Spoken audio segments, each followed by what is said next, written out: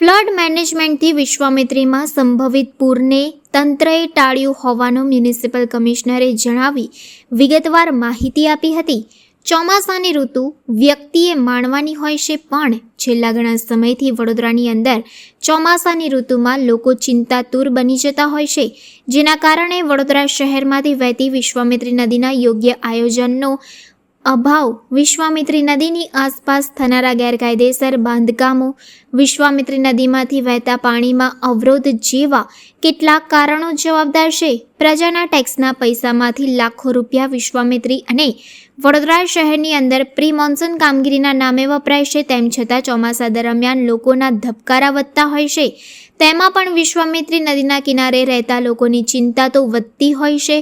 આ વર્ષે વિશ્વામિત્રી નદીમાં મોટું આર્થિક ધન ખર્ચી કામગીરી થઈ છે. સાથે જ ફ્લડ મેનેજમેન્ટથી તેમજ વરસાદે વિરામ લઈ લેતા હાલ પૂરનું સંકટ ટળ્યું છે. વડોદરા મહાનગરપાલિકાના અધિકારીઓની સંયુક્ત બેઠક મળી હતી. પૂર દરમિયાન કરાયેલ કામગીરી તેમજ આવનારા સમયમાં કરવાની કામગીરી અંગે જરૂરી માહિતી મેળવી હતી તેમજ ચર્ચા વિચારણા કરી હતી. જે સંદર્ભે મ્યુનિસિપલ કમિશનર અરુણ મહેશ બાબુ દ્વારા જણાવવામાં આવ્યું હતું કે ઉપરવાસમાં ગત વર્ષથી 34% વધુ વરસાદ પડ્યો હોવા છતાંય ફ્લડ મેનેજમેન્ટથી વિશ્વામિત્રીમાં સંભવિત પૂરની સ્થિતિ ટળી છે.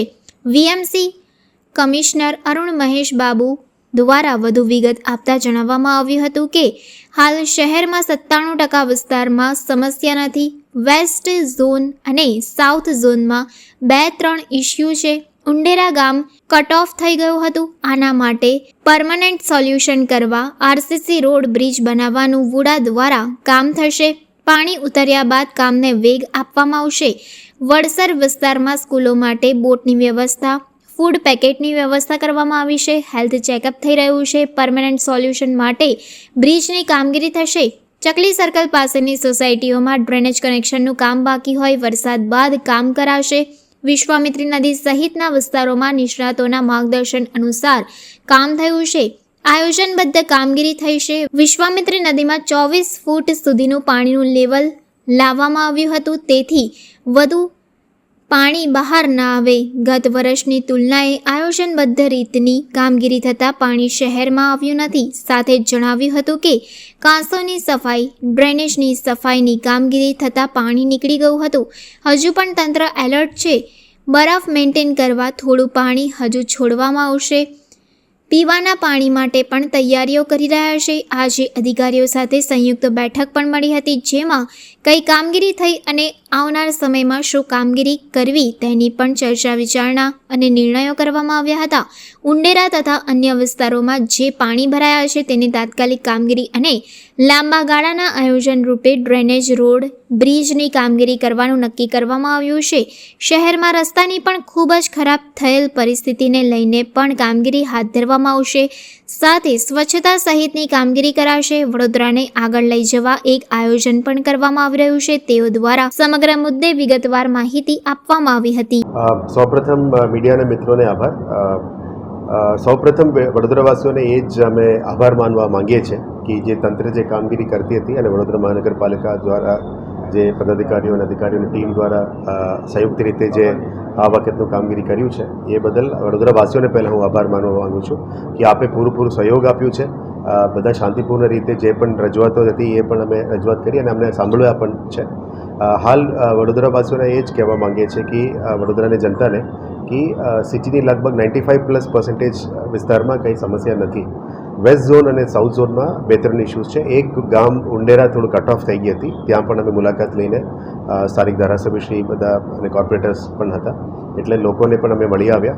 ત્યારના માટે પરમનન્ટ સોલ્યુશન કરવા માટે જે ગયા વર્ષે પણ જે વાત કરી હતી એ ફરીથી એકચ્યુઅલી વાતમાં આવી એને પૂરું કરવા માટે અમે નક્કી કર્યું છે.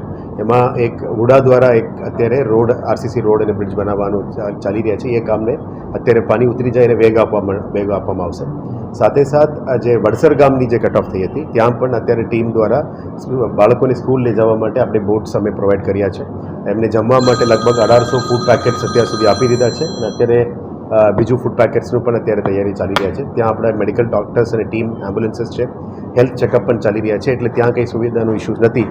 ત્યાં પણ એક પરમનન્ટ સોલ્યુશન તરીકે બ્રિજ બનાવવા માટે કામગીરી અત્યારે હાથ ધરવામાં આવી છે. ટેન્ડર ફેઝમાં છે. લગભગ મહિના પછી એનું પણ વર્ક ઓર્ડર થાય એટલે પરમનન્ટ સોલ્યુશન આવતા 1 વર્ષ માટે થઈ જશે. એટલે આવતા વર્ષ બડસરમાં એવું ઇસ્યુ ના બને. સાથે સાથ ઉંડેરા માટે પણ આવ્યા રીતે પરમનન્ટ સોલ્યુશન કરવા માંગીએ છીએ. જે પાછળના ગામ વિસ્તાર છે, જે વુડા વિસ્તારમાં આવે છે, ત્યાં પણ એક પોળો છે એને તોડવા માટે બેરિકેડ તોડીએ એટલે પાણી નીકળી જશે. પછી ફરી અને ડ્રેનેજ લાઇન જોડીને એને કન્સ્ટ્રક્શન કરવામાં આવશે. અને અલગ અલગ સોસાયટીઝ જે વેસ્ટ ઝોનની અંદર 3 સોસાયટી છે, ચકલી સર્કલ નજીકમાં, નટુભાઈ સર્કલ નજીકમાં અને એક બીજી ત્રીજી સોસાયટીઝ છે, ત્યાં આપણે ડેપ્યુટી કમિશનર પણ ફિલ્ડમાં છે. ગઈકાલે અમે પણ મુલાકાત લઈ આવ્યા છે. ત્યાં પણ ડ્રેનેજ કનેક્શન્સનું કામ બાકી છે. અત્યારે વરસાદની માહોલમાં આ કામ નથી થઈ શક્યો, પણ વરસાદ પતે તો આ કામ શરૂ કરી દેવામાં આવશે. ટૂંકમાં બીજું એ કહેવા માંગે છે, જે વિશ્વામિત્રી બાબતનું જે અફવાઓ હતી, ઘણા બધા લોકો ચિંતિત હતા કે પૂર આવશે તો શું કરશું. ભગવાનની કૃપાથી આ બધું આ વખતે નથી થયું. અને સાથે સાથ જે ફ્લડ મેનેજમેન્ટ આપણે સજેશન જે માનની નવલાવાલા કમિટીની સૂચનો હતી એને સ્ટ્રિક્ટલી અમે ઇમ્પ્લિમેન્ટ કરી રહ્યા છે. સાથે સાથ IIT રૂરકીનું કન્સલ્ટન્સી પણ લઈને અમે કામગીરી કરી રહ્યા છે અને રાજ્ય સરકારની માર્ગદર્શન હેઠળ કામ થઈ રહ્યા છે. મને કહેવામાં સંકોચ નથી કે ઉપરવાસમાં ગયા વર્ષ કરતાં 34% વધારે વરસાદ થઈ છે. આપણા પાસે ડેટા છે. અને હાલોલ, પંચમહેલ, ગોધરા, નર્મદા, છોટાઉદેપુરથી જે પાણી આવે છે એ બફર લેકમાં પ્રતાપપુરામાં હોલ્ડ કરવામાં આવ્યું હતું, દેનામાં પણ હોલ્ડ કરવામાં આવ્યું હતું અને અલગ અલગ નદીના નાના નાના ટ્રિબ્યુટરીઝ મારફતે પાણી નીકળવામાં આવ્યું હતું. પ્રતાપપુરા આપણા માટે બફર લેક જે બનાવ્યા હતા હોલ્ડિંગ કરવા માટે બહુ કામ લાગી છે. એટલે વચ્ચે વચ્ચે અમે પ્રતાપપુરામાં પાણી હોલ્ડ કરીને એને રિલીઝ કરતા હતા, જેથી કરીને સિટીની અંદર પાણી નથી આવવા દીધું. સાથે સાથ આજવામાં પણ રેગ્યુલેટેડ રીતે ક્યારે ખોલવું, ક્યારે બંધ કરવું, ક્યારે ખોલવું, ક્યારે બંધ કરવું 2 વખત અમે કર્યા છે. જેથી કરીને જે બ્રિજ છે આપણે સિટીની અંદર, મંગલ પાંડે હોય, અકોટા બ્રિજ હોય, કાલાઘોડા બ્રિજ હોય, આપણે બેન્ચમાર્ક કહેવાય, એમાં 26 ની 28 ક્યારે પણ આ પાણીને ના જવા દેવું એ નક્કી કરવામાં આવ્યું હતું. એટલે અમે અત્યાર સુધી મેક્સિમમ 24 સુધી લઈ ગયા હતા અને પછી એને નીચે લાવવાનો પ્રયત્ન કર્યો, જેથી કરીને 26 જાય તો વરસાદી પાણી સિટીમાં આવી જાય હતું. ગયા વર્ષની કમ્પેરિઝનમાં આ જ પાણી આ જ લેવલમાં છોડ્યા હોત તો સિટીમાં પાણી આવી ગયા હોત, પણ એટલે આપણે નથી આવવા દીધું કારણ કે વિશ્વામિત્રીને પણ ઊંડો કર્યું છે, પહોળો કર્યું છે. એની કેરિંગ કેપેસિટી 730થી 1140 સુધી અમે લઈ ગયા છે. એટલે 45% વધારે કેરિંગ કેપેસિટી પાણી લઈ જવામાં આવ્યું. છેલ્લે જાંબુઆ જંકશન પછી પણ જે બીજા નદીઓ સાથે જોડાણ છે ત્યાં પણ અત્યારે કામગીરી સિંચાઈ વિભાગ દ્વારામાં કરવી છે. એટલે આની ઉપર સિંચાઈ વિભાગ કમેન્ટ કરી શકીએ, પણ મેક્સિમમ પાણી અમે લઈને સમુદ્રમાં લઈ જવા માટે અમે પ્લાનિંગ કરી હતી. સિટીની વાત કરીએ તો ગયા વર્ષ કરતાં લગભગ 91% વરસાદ થઈ ગઈ છે. ગયા વર્ષની કમ્પેરિઝનમાં આ વખતે 91% વરસાદ આવી ગઈ છે. પાણીની નિકાલ પણ થઈ ગઈ છે. અલગ અલગ ખાસોની સફાઈ, અલગ અલગ ખાસોની ઊંડો કરવાનું, પહોળો કરવાનું, રૂપારાયેલ ખાસ હોય, અલગ અલગ ખાસ હોય, ડ્રેનેજ લાઇન્સની ક્લિનિંગની કામગીરી હોય, એ બધા કરવાથી આ બધું પાણી નીકળી ગયું છે. અને આપ જુઓ છો કે અમે અલગ અલગ મશીનરીઝ ઇન્વોલ્વ કરીને ક્લીન કર્યા હતા. ઇફ નોટ 100% પ્રી મોન્સૂન કામગીરી 95% અને પછી મોન્સૂન સમયમાં કામગીરી પણ કરવામાં આવ્યું હતું, જેના કારણ આ વખતે વિશ્વામિત્રીની પાણી સિટીમાં એફેક્ટ નથી થઈ. તો પણ હવે પણ અમે અલર્ટમાં છીએ. નવરાત્રિ વખતે એક નાનું વરસાદની શાવર આવવાની શક્યતા છે એવું અગાઈ કહે છે. એના માટે પણ અમે તૈયારીઓ કરી રહ્યા છે. આજે આજવા 213.6 લેવલમાં છે અને કાલાઘોડા ઇઝ એટ 16.5.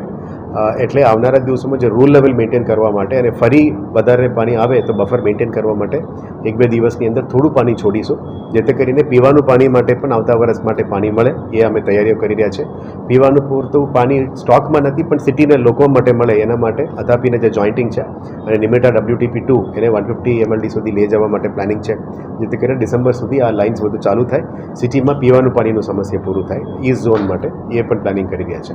સાથે સાથ અત્યારે ટૂંકમાં જે સ્મોલેસ્ટ પ્રાયોરિટી છે, શોર્ટેસ્ટ પ્રાયોરિટી છે, આજે સવારે 5 અધિકારીઓની સંયુક્ત મિટિંગ કંટ્રોલ કમાન્ડ સેન્ટરમાં મળી હતી. એટલે કયા કામગીરી કેવી રીતે થઈ એની બ્રીફિંગ આપવામાં આવ્યું, અધિકારીઓ દ્વારા પદાધિકારીઓને બ્રીફ કરવામાં આવ્યું અને સાથે સાથે આવનારા દિવસોમાં શું કરવું જોઈએ એના ઉપર પણ એક મંથન કરવામાં આવ્યું. અને અમે એ નક્કી કર્યું છે કે શોર્ટ ટર્મમાં આ ઉંડેરા 3-4 સોસાયટીઝ જે પાણી ભરેલા છે, નીચેવાસમાં કંઈ પાણી ભર્યું હોય એ નિકાલ કરવાનું અને લોંગ ટર્મ માટે ડ્રેનેજનું તમામ પ્રોજેક્ટ શરૂ કરી દેવાનું, તમામ રોડની પ્રોજેક્ટ શરૂ કરી દેવાનું અને જે પણ જગ્યામાં બ્રિજેસની પેન્ડિંગ કામગીરી છે એ પણ શરૂ કરી દેવા માટે નક્કી કર્યું છે. આવનારા દિવસોમાં રોડ્સની પરિસ્થિતિ પણ થોડું ખરાબ થયું છે. એને પણ આ વરસાદની માહોલમાં કન્ટિન્યુઅસ રેઇન થતી એટલે ડ્રાઇ સ્પેલ નથી મળતો, પણ કાલની રિવ્યૂ મિટિંગમાં અને આજે પણ સિનિયર ઓફિસરની મિટિંગમાં આ જ નંબર 1 પ્રાયોરિટી છે. જેટલા વહેલા તકે પોટ હોલ્સને ભરવાનું, પેચવર્ક કરવાનું અને પરમનન્ટ રોડ્સ પ્રોજેક્ટ રોડ્સ કરવાનું હોય એના ઉપર ફોકસ રહેશે અને સાથે સાથે સિટીની અંદર સ્વચ્છતા ફરી લાવવાનું અને જે પણ પબ્લિકની સુવિધાઓ આપવાનું છે એ ટૂંક સમયમાં કરી આપવા માટે આજે નક્કી કરવામાં આવ્યું છે.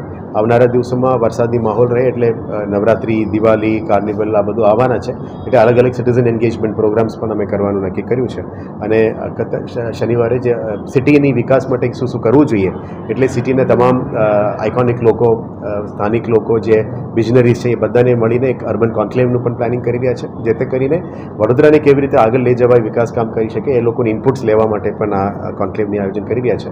એટલે ટૂંકમાં વિશ્વામિત્રીમાંથી આ વખતે જે રાહત મળવાની હતી એ મળી છે.